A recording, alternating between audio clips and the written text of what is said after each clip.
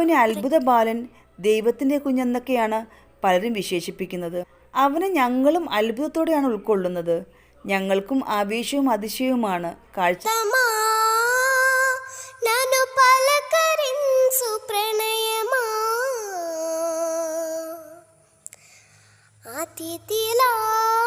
Covid സമയത്താണ് നാട്ടിലേക്ക് താമസം മാറ്റിയത്. അതിനുശേഷമാണ് മലയാളത്തിലെ ഫ്ലവേഴ്സ് ടോപ്പ് സിംഗർ സീസൺ 3 വേദിയിൽ പങ്കെടുക്കുന്നത്.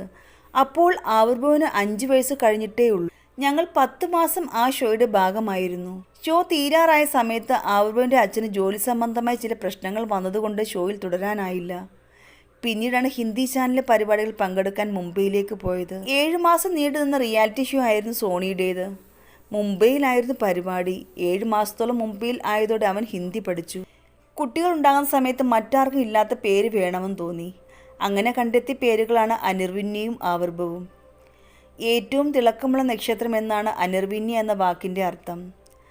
ആവിർഭവ് എന്നാൽ പുരോഗതി എന്നും.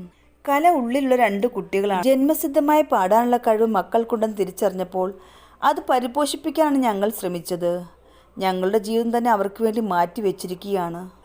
അങ്കമാലിയിലെ വിശ്വജ്യോതി പബ്ലിക് സ്കൂളിലാണ് ആവിർഭവ് പഠിക്കുന്നത്. ഡിസംബർ വരെ നീളുന്ന ഒരു സംഗീത പരിപാടിയിലേക്ക് ഞങ്ങൾക്ക് ക്ഷണം ലഭിച്ചിട്ടുണ്ട്. സൗത്ത് ആഫ്രിക്ക മുതൽ ദുബൈ വരെയുള്ള സംഗീത പര്യടനമാണത്. ആദ്യത്തെ ഷോ സൗത്ത് ആഫ്രിക്കയിലാകും. സിനിമയിൽ അഭിനയിക്കാൻ ആവിർഭവിനെ വിളിച്ചിട്ടുണ്ട്. അതിൽ പറ്റുന്നത് മാത്രം ചെയ്യാമെന്നാണ് കരുതുന്നത്.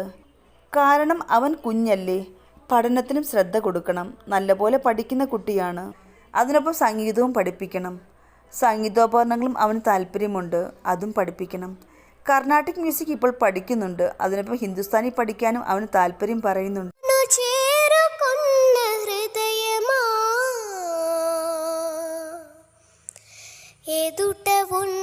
స్వర్గమా చెదిరిపోని స్వప్నమా.